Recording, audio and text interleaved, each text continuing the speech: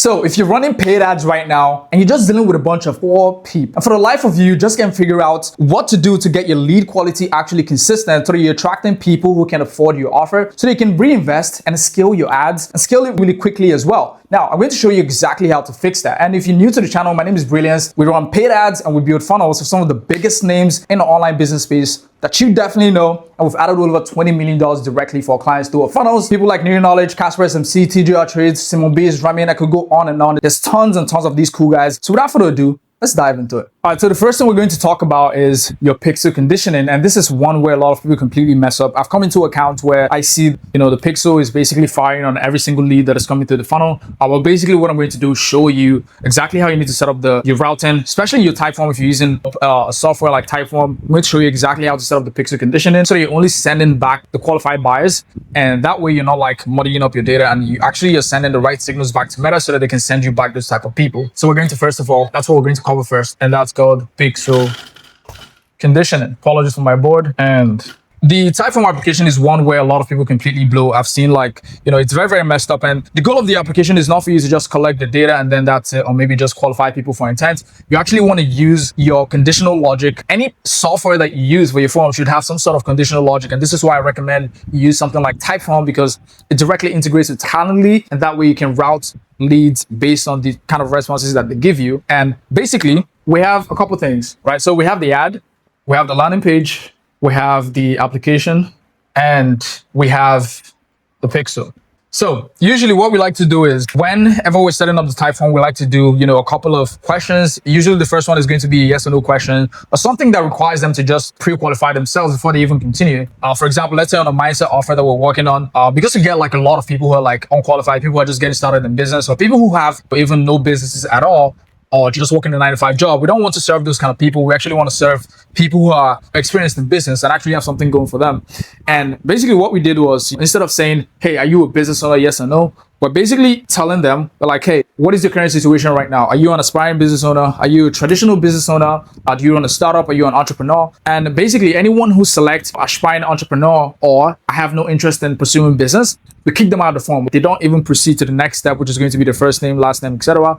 So that's something that is very important. For an offer like ours, where we're selling, paid ads, we're going to ask, hey, are you currently running paid ads right now? Are you looking to start? So if someone says yes, they continue to the next step of the form. But if they don't, then we kick them out of the form. But if they say they're looking to start, then we still let them continue to the form. And basically, after you ask them that first question, the next thing you want to do is you want to collect the last name, you want to collect the email, you want to collect the phone number. And then after that, this is where we start the qualification process, right? Because they've passed the first step, which is, hey, are you currently running paid ads right now? Or what is your current situation right now? And after they get past that step, we collect their contact info. And then after that, the next thing that you want to do immediately is qualify them using some sort of revenue question, or maybe how many employees they have, or how much current monthly ad spend that they're currently running right now, or how much money they have to invest, given that you can help them make this amount of money. That is going to help you gauge the level of qualification that these people have. And that's not to say that every single person who comes through and clicks that they're qualified based on the metrics that you have assigned to that question. It doesn't mean every single one of them is going to close, or even every single one of them is going to qualify, because some people are going to lie on the form. And this is something that we see, or maybe some people just don't understand the question on the form, but still it's a good way for us to filter out the people who are not going to be a good fit and actually reduce the amount of people who are going to come through and book a call and hit that pixel that are not qualified. So usually, this would be something like a revenue qualifier. Like I said, it could be something like how many employees they have. And if someone, let's use a revenue qualification as the kind of simple way to do this, right? So let's clean this up and let's use the revenue question. So let's say revenue, what is your current monthly revenue? And my board right here is fucking amazing. But anyways, we have, let's say less than 50K. We have 50 to 100. We have 100 to 250. We have 250 to 500. And we have 500 to a million. And maybe if you want an extra, you can do a million plus, right? So basically what we're doing here is we're going to say, okay, what is the current monthly revenue? And if someone selects 50K, this is basically unqualified. And we do not want them to book. Now, in some instances, you can still let these people book, but don't let them hit the form. I'm going to show you exactly how to do that. But don't hit the pixel. That was what I meant to say. So basically, anyone who selects 50K are less than 50K, we have two options, right? Depending on what kind of offer you're running and depending on what you want to do, we either kick them out of the form and say, hey, thank you for reaching out. The team is going to reach back out to you to see if there's anything we could do together.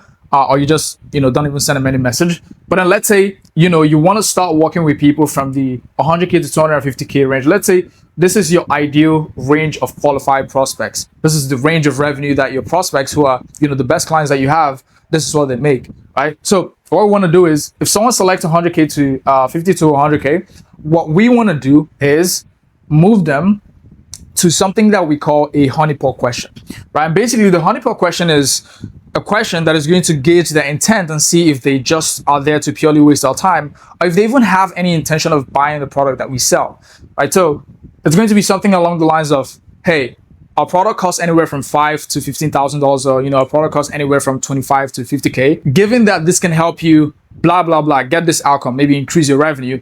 Is this something that is comfortable? Is this a comfortable investment for you to make at this moment in time? If they say yes, then we'll let them book in a call, but we do not send them to the main confirmation page. We still send them to the non-pixeled confirmation page, right? But if they say no, then we still kick them out of the. And this is what you need to do for anyone who is coming through. Let's say you're letting people from 50K book in a call.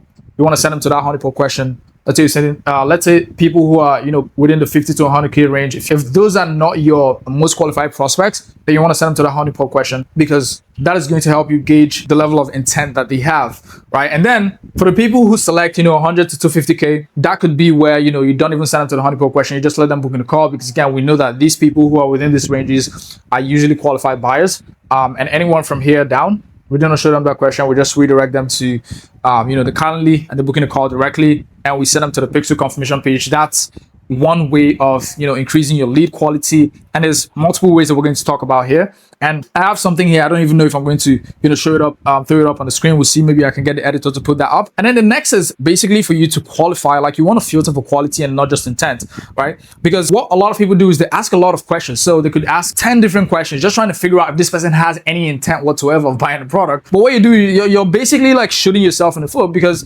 you're not trying to qualify for financial capability, which is what you're trying to qualify for at the very base level. So they need to have the problem and they need to have the capital to be able to afford what you sell, right? So that is something that you need to keep in mind. Just always make sure you're filtering for, quality and not just intent. They need to have the problem and they need to have the capital to be able to solve that problem, right? So some qualifying questions, like I said, could be, monthly ad spend, the type of business model, maybe the type of offer that they run. It could be the number of employees. It could be the current situations or maybe the pain points that they have right now. It could be the timeline as well. Like how urgent is this? Like how big of a problem is this?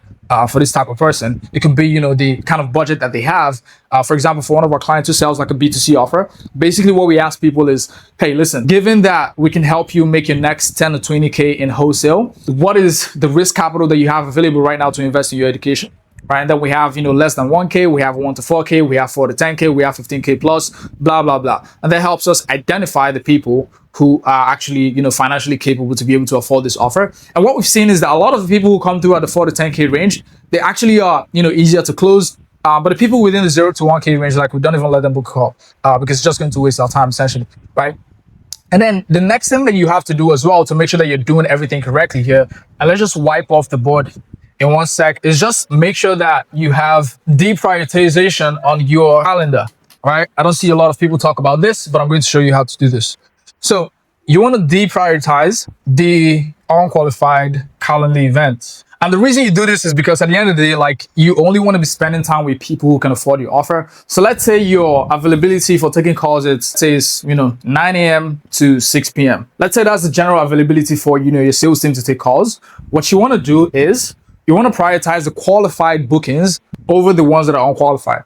And basically what you do is you shrink the time slots for the unqualified events. And for the qualified, what you're doing is 9 a.m. to 3 p.m., for example, right? So we have about 6 hours there. And for the unqualified prospects, you're doing 3 p.m. to 6 p.m. So that way we have 6 hours allocated directly just for the qualified prospects. And we have, just 3 hours allocated for the unqualified prospects. You can even choose to even shrink this even further, right? Because at the end of the day, this is going to help you collect more cash and you're making more revenue per lead and not just wasting time with a bunch of people, right? Because again, the entire goal is for you to maximize the amount of cash that you can collect on the front end. And then the next thing is your conversion API.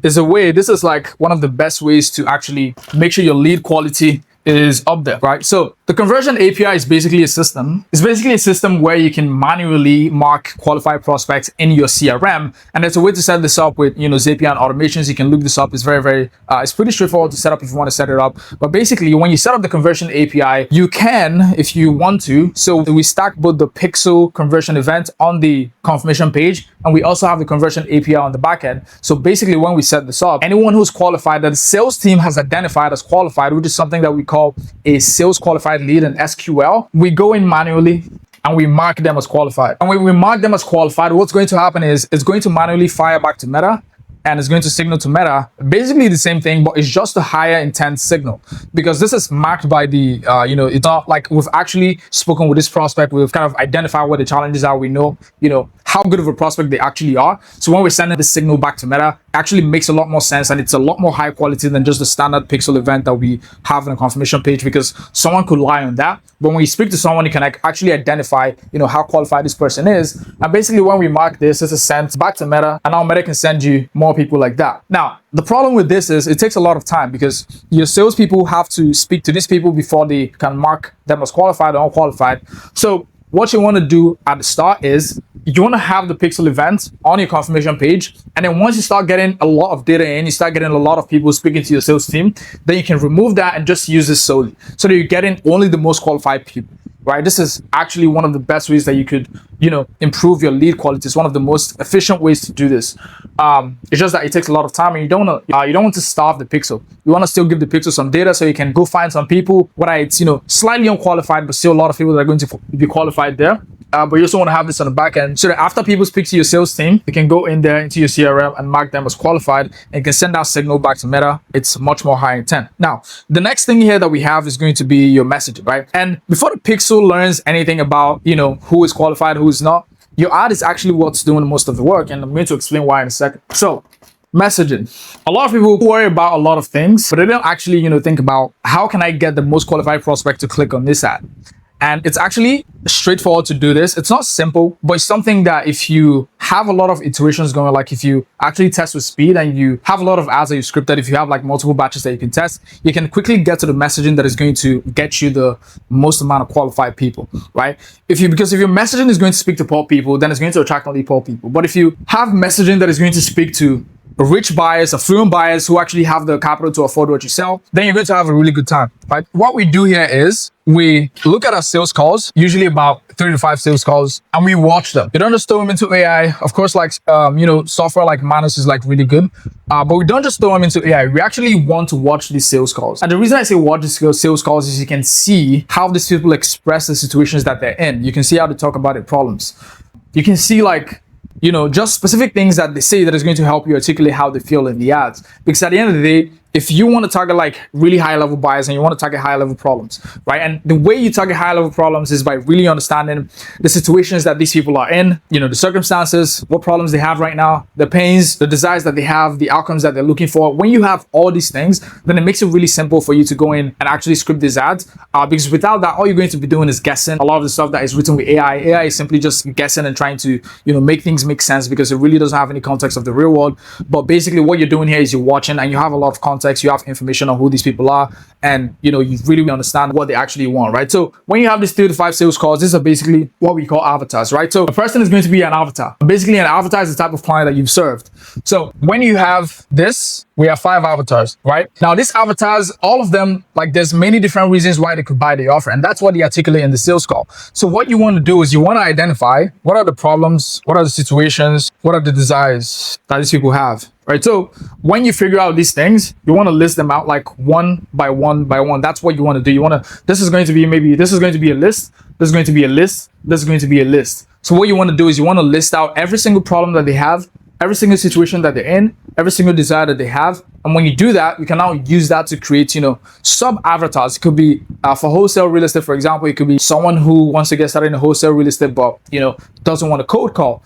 It could be someone who is just getting started, wants to get something consistent, has been cold calling, but can't get any results with it. All of these problems could be from one avatar. But basically what we're doing is we're creating sub-avatars off of that main avatar. And what the sub-avatars is going to be is basically, a way for us to target different reasons why someone may want to buy that offer. That's simply what it is. And usually, you can get anywhere from, with one avatar, you can even get like, 20 different ads, or maybe 10 different ads if we're keeping it very conservative. And let's say you have limited data in each one of these sales calls, you can have like 10 ads for each avatar. So when you do this, it's going to make the ads very contextual, because I see a lot of ads, and the problem is that they try to speak to the problems, but they don't really do it in a way where it makes sense. So you see people saying like, oh, you're working 20 hours a day, you're working whatever. 20 hours a day is crazy, by the way. Let's say you're working, 40 hours a week, and you don't want to work with your clients. The problem with that is that, yes, it's almost there in terms of getting to the problems that these people have, but it's not contextual. But think about it. If you say something like, hey, listen, you're sitting down there, like you absolutely hate your agency, like you just don't want to do this, like you have clients who pay you 2, 5, 3K, and they don't even respect what you do, right? At the end of the day, like they're calling you by 3 a.m. to come fix something. Like,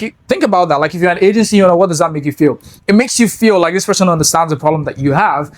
And what does that lead? That leads to you feeling more confident that this person has a solution that you're looking for, right? Because automatically your brain is going to make that connection. If this person understands what problems that I'm going through right now, it means they may have like some sort of solution for me, right? But when you do it in a way that it's vague, then it makes it very difficult for them to trust you, because you haven't articulated the problems and the situations the way that they actually feel, like the way they feel about it, right? So it's not anything crazy. This is like, it's basic stuff. And if you can do this, script out like 20 to 50 ads, you're going to be in a really good spot, because then you have a lot of angles to test with, and it's going to help you identify, it's going to help you reach different audience buckets, and you're going to reach a wide range of people to convert, right? So again, let's say we're selling to wholesale. I'll give you another example. Like it could be something like, someone who has tried wholesaling but doesn't like cold calling and doesn't know how to generate leads, and nothing has really been working for them. It could be someone who knows about wholesaling but doesn't really know what to start. And there's a ton of avatars that you can do about this. I recently just scripted about 32 ads for one of our clients who is in the wholesale space, and basically this is all we did,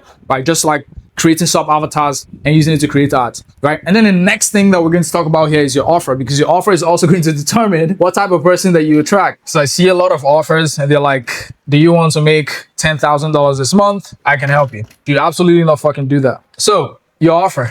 This is a big part. So there's two parts to this. And number one is making this a cold traffic optimized offer. And I'll explain what that means in a second. And the second part is to actually make your offer something that rich people want.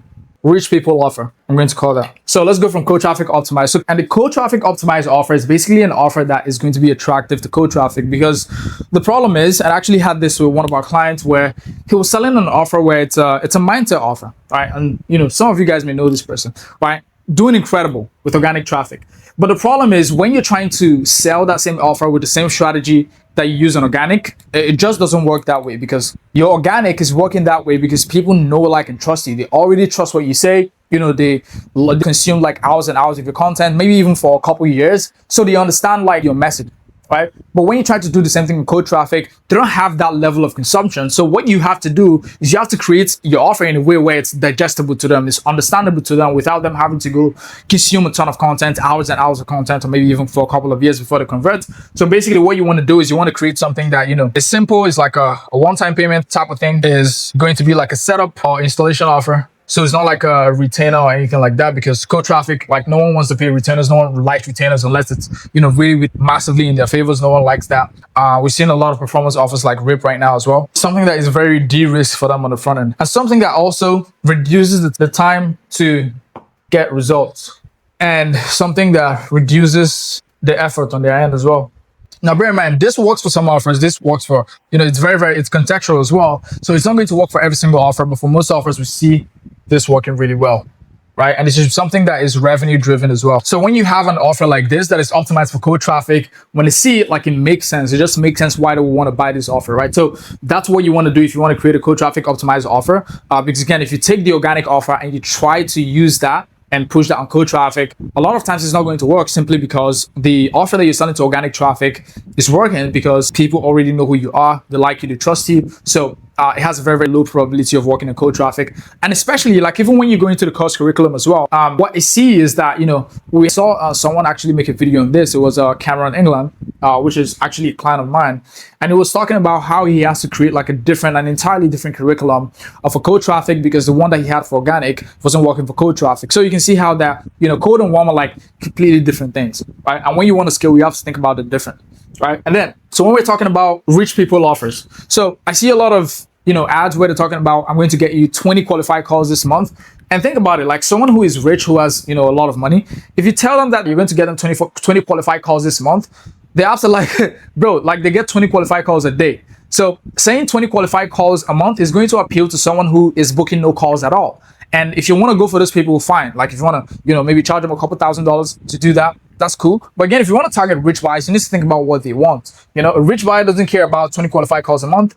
What they care about you helping them solve a bigger problem. It could be something along the lines of, hey, we're going to help you, fix your operations in your business. We're going to help you, solve like this really high level things. And that's how you get rich people to convert. You don't want to do, stuff that is gimmicky, like 20 qualified calls, 20 qualified sales calls, right? Because again, if you make a more advanced offer, you're going to attract people who are more qualified. But if you make like really basic offers, or offers that are saying like, hey, listen, if this doesn't work, then we're going to give you your money back guaranteed. Like, think about it. Like, what kind of person is going to want their money back? Someone who doesn't want any risk.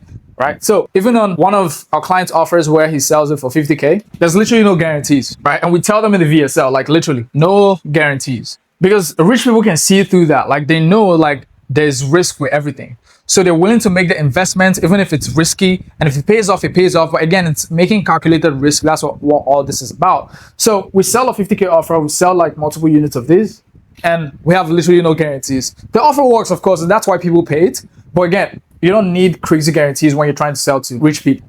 You don't need that at all. In fact, it's going to turn them off, because you're like, hey, if you don't make your 50K back in the next 14 days, then, I'm going to pay you back. That's absolutely going to turn them off. So these are some things that you need to keep in mind if you're trying to increase your lead quality. I hope you got some value out of this. And if you need someone to set this up for you, you need someone to set up and run your paid ads and actually help you scale it, just click the link in the description, booking a call with me, and I'll see if and how we can help you. But otherwise, just like this video, drop a comment as well if if there's anything confusing about this whatsoever. I'm going to go over that. I look at every comment myself. I know a lot of people say that, but I actually look at the comments when I go into my YouTube studio. So I hope you guys love the video. Just like, subscribe, whatever. Share this video with someone who you think may find it helpful, and I'll catch you in the next one.